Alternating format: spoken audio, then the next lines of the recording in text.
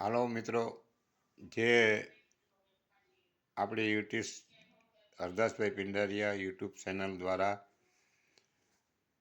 એક આપણા અનુમાન તરીકે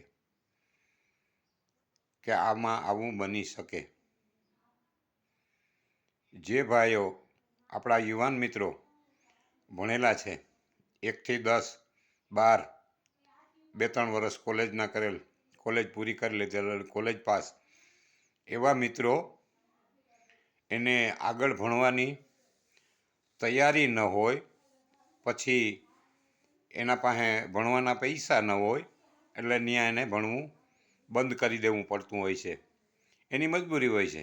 અને એ યુવાન મિત્રો પછી રોજગારીમાં મથી રહ્યા હોય છે, ધંધો કરવા માટે મથી રહ્યા હોય છે. ક્યાંક નાનું સૂનું આપણને ધંધો મળી જાય તો ધંધો કરીએ, આવું એ વિચારતા હોય કાયમી. તો આપણી સરકારે, ગવર્મેન્ટે એક અનુમાન દ્વારા એવો વિચાર આવતો હતો કે ભાઈ આ જે ભાડાપટ્ટે એટલે આપણે દસ્તાવેજ બનાવ્યો હોય કે દુકાન ભાડે આપી 11 મહિના, એટલે 11 મહિના પછી આપણને પાછો દસ્તાવેજ બનાવવો પડે, રાખવી હોય તો, એમ ન કરે માલિકને આપી દેવી પડે. એમ ભાડાપટ્ટે જે કોન્ટ્રાક્ટ બેઝ ઉપર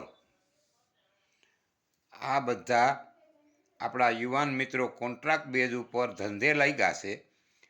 TRP, traffic police, traffic regiment police, પછી GRD, ગ્રામ રક્ષક દળ, આવા બધા આપણા કોન્ટ્રાક્ટ બેઝ ઉપર યુવાન મિત્રો કામે લાગ્યા છે. એમાં આપણને એવો વિચાર આવતો કે ભાઈ આ 8-10 વર્ષ આમાં કામ કરે પછી એને સરકાર રજા આપે કે ભાઈ હવે તમારી જરૂર નથી, તો એનાથી ન મજૂરી થઈ શકે કે ન કંઈ ધંધો કરી શકે, કારણ કે એની જિંદગી બેકાર થઈ જાય. એવી 25 વર્ષે કાયમે લાગ્યો તો 10 વર્ષ એમાં કામ કરી અને પાછા જો એને રજા આપી દઈએ તો એ કાંઈ કરી ન શકે, એ વેરવિખેર થઈ જાય એનું બધું. પણ આપણી ધારણા પછી એવો વિચાર કરીએ કે ભાઈ મિત્રો આ જે કાયમે લાગ્યા છે એને રોજગારી ગમે ત્યાંથી ધંધો કરવો જ છે, ધંધો કરવો જ હોય અને કરવો પડે. એટલે એવા મિત્રો આમાં બધા લાગ્યા છે. અગ્નિવીરમાં, ગ્રામ રક્ષક દળમાં, તાલુકા પંચાયતમાં, જિલ્લા પંચાયતમાં, નગરપાલિકામાં, મ્યુનિસિપાલિટીમાં, આવા બધા વિભાગોમાં આપણા યુવાન મિત્રો કોન્ટ્રાક્ટ બેઝ ઉપર કામ કરે છે. પણ પછી એવો એક વિચાર આવે છે આપણને, આપણું અનુમાન છે કે સરકારે થોડુંક આ સારું કામ કર્યું લાગે છે. પછી સરકાર આગળ શું વિચારે એના ઉપર આધાર, કે આ લોકો મજબૂરીથી,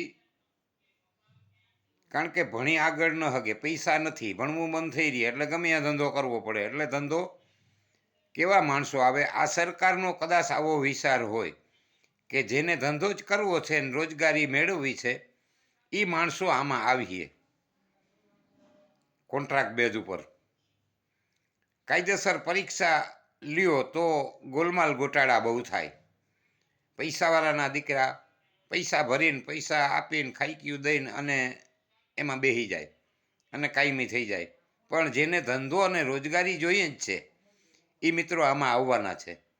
અને સરકાર, એવું આપણું અનુમાન છે કે સરકાર એને કાઢીએ નહીં.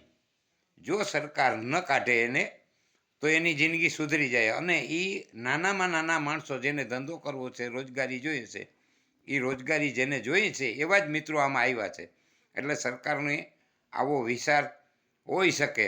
પછી આપણે એવું અનુમાન કરીએ કે સરકારે એવો વિચાર કર્યો હોય કે ભાઈ જેને રોજગારીની જરૂર છે અને કરવું છે એવા મિત્રો, યુવાન મિત્રો આમાં બધા આવશે કોન્ટ્રાક્ટ બેઝમાં. એટલે એને ધંધો મળી જાય. કારણ કે પૈસાવાળાના દીકરાઓને તો હાઈફાઈ નોકરીઓ જોઈએ છે. હાઈફાઈ નોકરીઓમાં ભણેલું ટેલેન્ટ હોવું જોઈએ. ભણેલા ગણેલા હોવા જોઈએ, ગ્રેજ્યુએટ હોવા જોઈએ, તો તમે પરીક્ષામાં પાસ થઈ શકો. પણ જેના માટે રોજગારીની જરૂર છે એવા જ મિત્રો આમાં આવ્યા છે. અને આપણો એવો વિચાર છે કે સરકાર આને કાઢીએ નહીં, આને રજા આપીએ નહીં. જો રજા ન આપે સરકાર તો આ ધન્યવાદ સરકારને દેવો પડે કે સારામાં સારું આ કામ કર્યું છે સરકારે. કોન્ટ્રાક્ટ બેઝ ઉપર જેટલા યુવાન મિત્રોને લીધા છે, તાલુકા પંચાયતમાં, જિલ્લા પંચાયતમાં, નગરપાલિકામાં, મ્યુનિસિપાલિટીમાં, બેંકમાં, જે રાષ્ટ્રીયકૃત બેન્કો છે એમાં, પછી આ TRPમાં, ગ્રામ રક્ષક દળમાં જેટલા યુવાન મિત્રો ધંધે લાગ્યા છે એને રોજગારી 15-20 હજાર પગાર મળતો હોય તો એનું આરામથી રોજીરોટી હાલે. આવો સરકારનો વિચાર હોય એમ આપણે અનુમાન કરીએ છીએ મિત્રો. અને જો હોય તો આપણા જે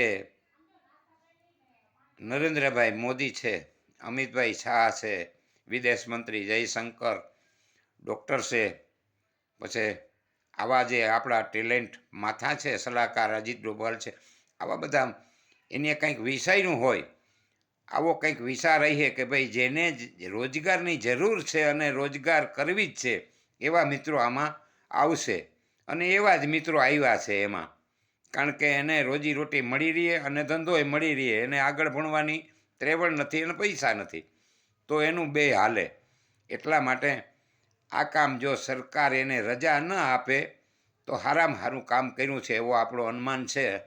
હરદાસભાઈ કરશનભાઈ પિંડરિયા. ધન્યવાદ. જય હિન્દ, જય ભારત.